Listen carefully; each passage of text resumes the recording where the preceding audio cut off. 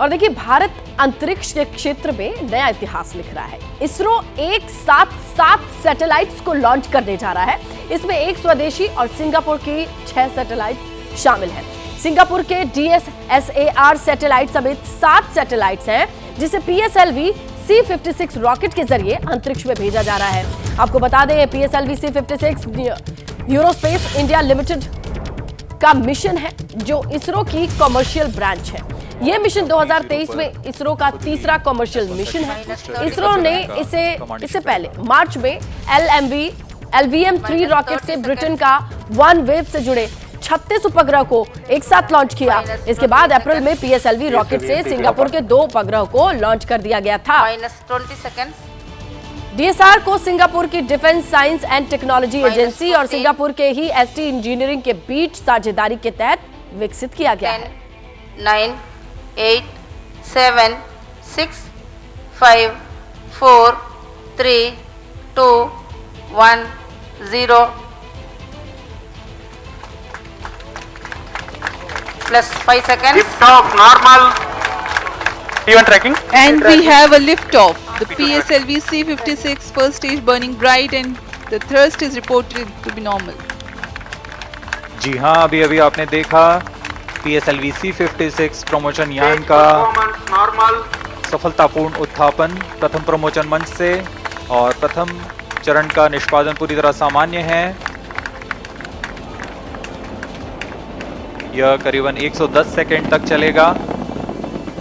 इस दौरान यह 4800 किलो न्यूटन का प्रणोद उत्पन्न कर रहा है।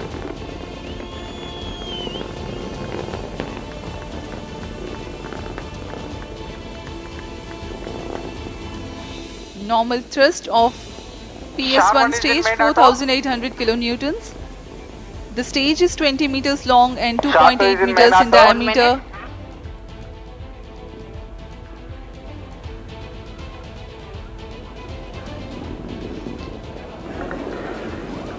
इस दौरान रॉकेट अपने अधिकतम गतिक दाब से गुजर रहा होता है। यह क्षेत्र काफी कठिन होता है एक रॉकेट के लिए, लेकिन इसमें SITVC और RCT की मदद से रॉकेट को अपनी दिशा बनाए रखनी होती है।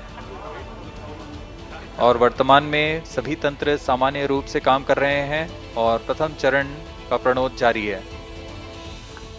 Presently, the launch vehicle trajectory is being tracked by SHAR stations. Operational duration for PS1. तो अभी आपने जो तस्वीरें देखी और काउंटिंग सुनी, उसके बाद ये सफल प्रक्षेपण की तस्वीरें हैं और किस तरीके से ये मिशन पहले लेवल पे सक्सेसफुल दिखाई दे रहा है, ये आप देख सकते हैं। आइए इसकी डिटेल्स को समझते हैं, बारीकियों को समझते हैं आसान भाषा में। टीवी वेंकटेश्वरन स्पेस साइंटिस्ट हमारे साथ सीधा जुड़ चुके हैं। टीवी सर, आपका बहुत स्वागत है। और ये जरा हम समझने की कोशिश करेंगे इंडिया के लिए ये मिशन कितना इंपॉर्टेंस रखता है और ग्लोबल लेवल पर, मैप पर इंडिया की पोजीशन क्या होती है।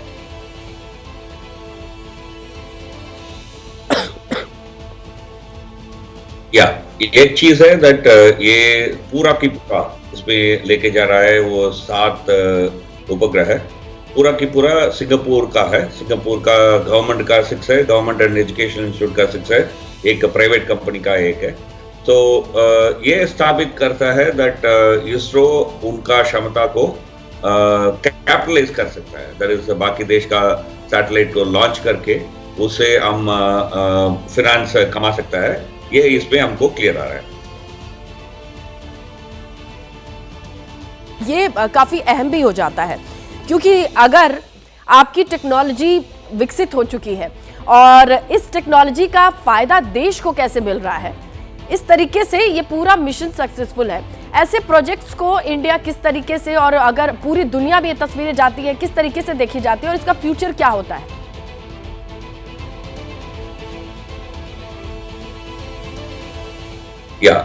स्पेस टेक्नोलॉजी में अभी आजकल में एक बहुत बड़ा चेंज हो गया है।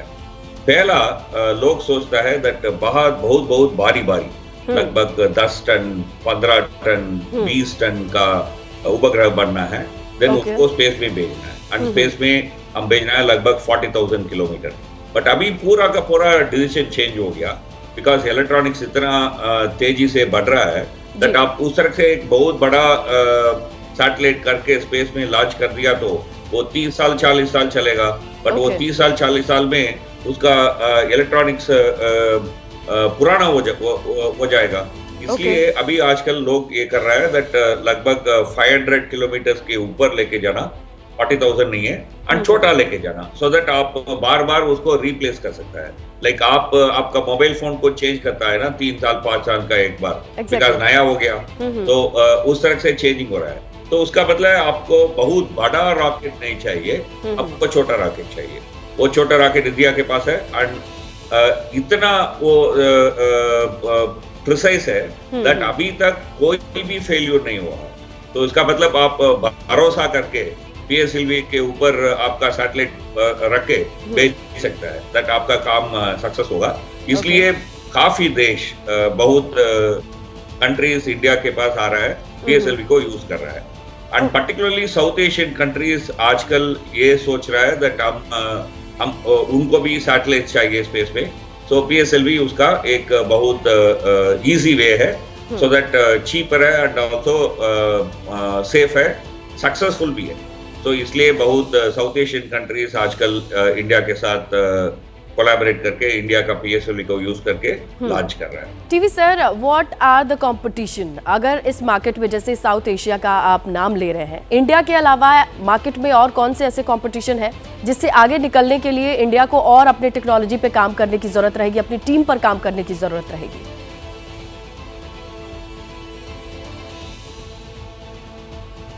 Yeah, so if small satellites, cube satellites, micro satellites, nano satellite, इस तरह से देखा तो इंडिया के पास अभी PSLV है, PSLV के साथ साथ हम SSLV वो भी तैयार करके खड़ा कर दिया है।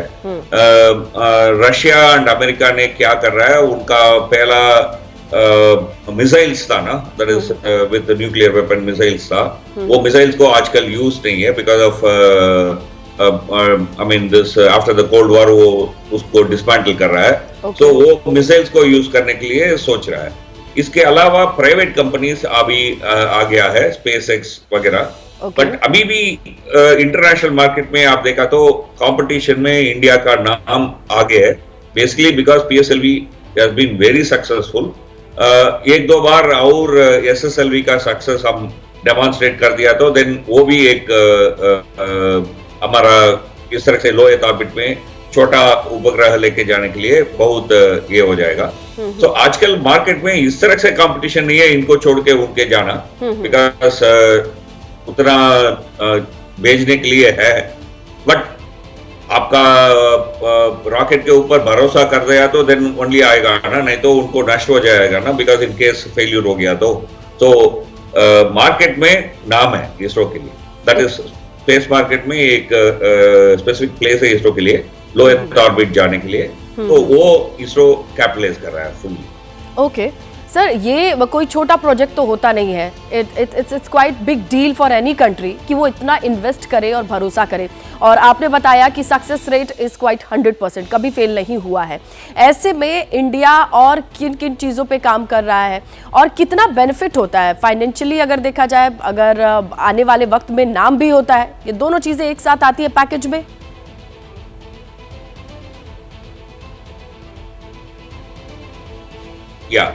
एक्चुअली एक चीज है दैट इसरो का ये टेक्नोलॉजी आप कमर्शियल कर सकता है नाउ, इसरो भी उस तरह से सोच रहा है दैट PSLV का डिफरेंट पार्ट्स इंडस्ट्री के तरह आप तैयार कर दो। हमारा पास 2 लॉन्चिंग पैड है श्रीहरिकोटा में, तो उसको पूरा का पूरा यूज कर देना, सो दैट इस मार्केट में एक बहुत बड़ा कामयाब हम कर सकता है। उसके लिए प्लानिंग करके उस दिशा में चल रहा है।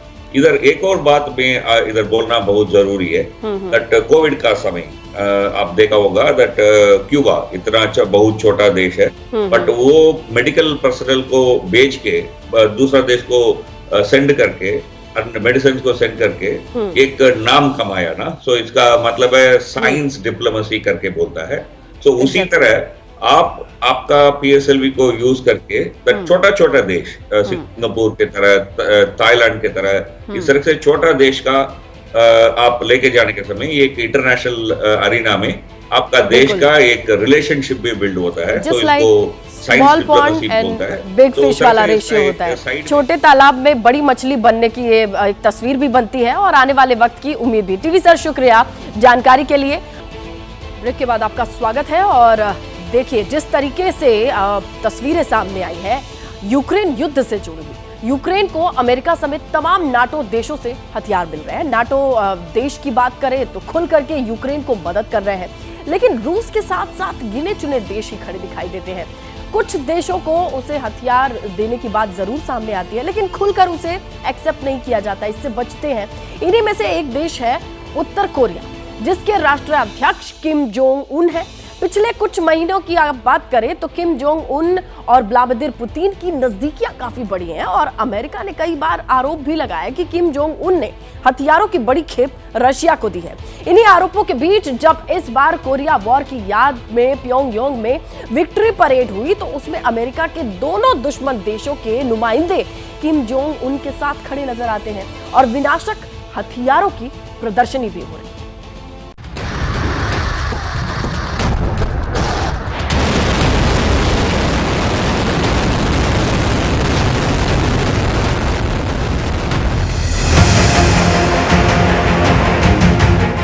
विध्वंसक बादशाह के नाम से कुख्यात कोरियाई तानाशाह के शक्ति प्रदर्शन का ये नया संस्करण है, जिसमें महाविनाशक धरती फाड़ मिसाइलें हैं, जिसमें त्रासदी के पर्याय कहे जाने वाले ड्रोन हैं, जिसमें वो तमाम हथियार हैं जो पल भर में महातबाही की खूनी कहानी लिख सकते हैं, जो किम जोंग उन की बारूदी ताकत की व्याख्या करती है।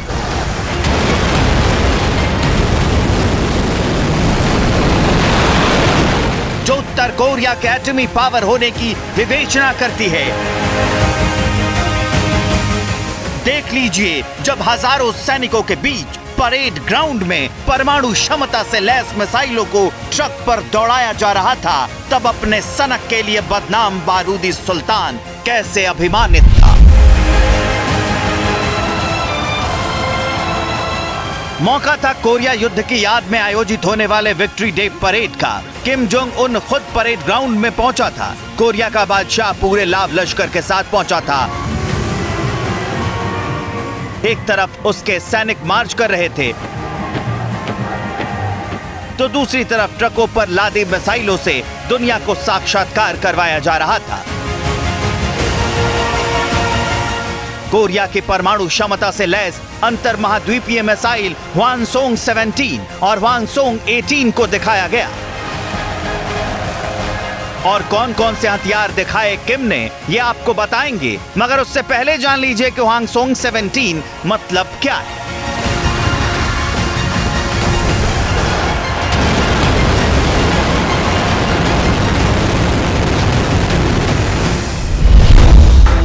हवानसोंग 17 दुनिया की सबसे बड़ी लिक्विड फ्यूल वाली इंटरकॉन्टिनेंटल बैलिस्टिक मिसाइल है। यह दुनिया में कहीं भी न्यूक्लियर हमला कर सकती है। इसका व्यास 2.4 से 2.5 मीटर बताया गया है। रिपोर्ट में ईंधन के साथ इसका वजन 80,000 और 1,10,000 किलोग्राम के बीच होने का दावा किया गया है। ये 6,000 किलोमीटर की ऊंचाई पर उड़ान भरने में सक्षम है। इसकी मारक क्षमता 15,000 किलोमीटर तक की है। यानी हवानसोंग 17 मिसाइल इतनी दूरी तय कर सकती है कि अमेरिका के किसी भी हिस्से को टारगेट कर मटियामेट कर सकती है। जाहिर है कि इस मिसाइल को दिखाकर Kim Jong Un super power को सख्त संदेश देना चाहते हैं, क्योंकि जब प्योंगयांग के परेड ग्राउंड में महाविनाशक मिसाइलें किम जोंग उन दुनिया को दिखा रहा था, तब उस वक्त उसके साथ अमेरिका के 2 बड़े बड़े दुश्मन मुल्कों के दूत भी बैठे थे। उनके सामने किम ने अपना अपग्रेडेड मिसाइल हवानसोंग 18 भी उतारा, जिसे इसी साल अप्रैल में उत्तर कोरिया ने किम की मौजूदगी में लॉन्च किया था।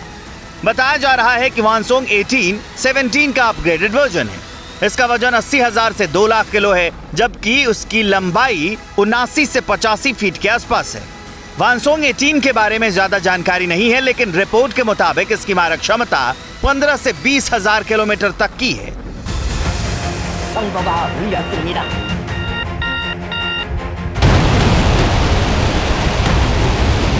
चंद सेकंड में तबाही की कहानी लिखने वाली सिर्फ ये एटमी मिसाइल ही नहीं दिखाई किम ने दुनिया को, बल्कि नया हमलावर और जासूसी ड्रोन का भी प्रदर्शन किया। जब मानव रहित निगरानी एयरक्राफ्ट और बहुउद्देशीय हमलावर ड्रोन सामने आया तो किम जोंग उन और वहां मौजूद लोगों की खुशी आसमानी हो गई। 당과 정부, 군부에서 오랜 기간 사업 노병 간부들이 주속단 특별석에 자리 잡았어요. 오랜 기간 यह सिर्फ शक्ति प्रदर्शन नहीं था, यह किम जोंग उन का उसके शत्रुओं के लिए सबसे बड़ा बारूदी संकेत था, क्योंकि बमबाज तानाशाह के सामने जब मिसाइलें, एयरक्राफ्ट, ड्रोन सरीखे हथियार दिखाए जा रहे थे, तब वहां प्रेसिडेंट पुतिन के दूत और रूस के रक्षा मंत्री वहां मौजूद थे। वहां पर चीन की सत्तारूढ़ पार्टी के अधिकारी और शी जिनपिंग के सबसे विश्वस्तों में से एक ली होंगझोंग भी मौजूद थे। कोरोना महामारी के बाद ये किसी विदेशी नेता की पहली उत्तर कोरिया यात्रा है। कोरियाई जानकारी से बड़े संकेत बता रहे हैं। 미국을 중심으로 한 민주주의 안보 동맹에 의해서 북중러가 압박을 받고 있다면은 북중러는 그에 대항해서 북중러 간의 군사 안보 동맹 블록화를 하고 있다는 것을 좀 더 이제 과시하고 알리기 위한 그런 측면이 하나가 있다고 보겠고. बताया जा रहा है कि परेड देखने के बाद किम जोंग उन और रूसी रक्षा मंत्री सर्गेई शोइगु द्विपक्षीय बातचीत की उन्होंने। बताया जा रहा है कि इस दौरान दोनों के बीच सैन्य मामलों पर बातचीत हुई, यूक्रेन वॉर का भी जिक्र हुआ और कोरियाई इलाके की मौजूदा स्थिति पर भी चर्चा हुई। शोइगु ने किम को रूसी राष्ट्रपति व्लादिमीर पुतिन का एक पत्र सौंपा। कोरियाई मीडिया के मुताबिक किम जोंग उन ने रूसी रक्षा मंत्री को अपने ड्रोन भी दिखाया। बताया जा रहा है कि उत्तर कोरिया ने अमेरिका के RQ-4 ग्लोबल हॉक और MQ-9 रीपर ड्रोन की नकल तैयार करने की कोशिश की है। शोइगु और किम के बीच हथियारों के लेन देन को लेकर क्या बातचीत हुई, इसके बारे में खुलासा नहीं हुआ, लेकिन उत्तर कोरिया के जानकार बता रहे हैं कि ये संयुक्त राष्ट्र के लिए फिक्र की बात है। 이제 우크라이나와 전쟁 중에 러시아가 여러 가지 어떤 장비, 군사 장비나 어떤 탄약 측면에서 부족하기 때문에 이미 앞서도 북한이 러시아에 제공해줬다고 하는 어떤 탄약이나 이런 거를 여기에서 그치지 않고 더 다양한 무기, 그리고 러시아가 지금 필요할 수 있는 여러 가지 미사일 이런 것도 우리가 이미 많이 생산하고 있고 제공해 줄 수 있다는 일종의 그 수출 세일즈 측면도 하나가 있다고 합니다. आपको बता दें कि यूक्रेन युद्ध के बीच अमेरिका ने इल्जाम लगाया था कि रूस को उत्तर कोरिया से हथियार आ रहे हैं। बताया गया है कि किम ने मिसाइलें और ड्रोन भेजी थी। हालांकि प्योंगयांग और मॉस्को ने किसी भी हथियार के लेन देन से इनकार किया। फिर भी जिस तरह से दोनों मुल्कों में नजदीकियां बढ़ रही हैं, उससे अमेरिका फिक्रमंद हो रहा है। सुपर पावर की परेशानी इसलिए भी बढ़ रही है क्योंकि इस नए अलायंस में चीन भी शामिल है। परमाणु मिसाइलों से लैस उत्तर कोरियाई परेड में शामिल होने से ड्रैगन के मंशा पर भी सवाल उठ रहा है, क्योंकि उत्तर कोरिया दुनिया की सुरक्षा के लिए वैश्विक खतरा बना हुआ है। वो न सिर्फ दक्षिण कोरिया और जापान बल्कि अमेरिका तक को अक्सर धमकाता रहता है। ऐसे में जब अमेरिका के दुश्मन देश रूस और चीन के नेताओं की मौजूदगी में किम ने अपने विध्वंसक हथियारों को परेड में उतार दिया तो किम की मंशा पर सवाल उठ रहा है। पत्रकारिता कोई इमोशन नहीं है, ना अपना कोई ज्ञान देना है और ना कोई विचार थोपना है। पत्रकारिता क्या है?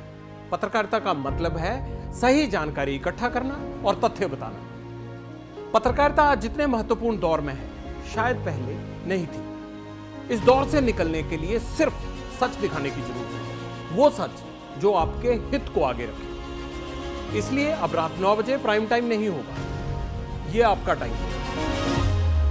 जगविंदर पटियाल के साथ देखिए पब्लिक इंटरेस्ट 17 जुलाई से सोमवार से शुक्रवार रात 9 बजे सिर्फ एबीपी न्यूज पर। एबीपी न्यूज आपको रखे आगे।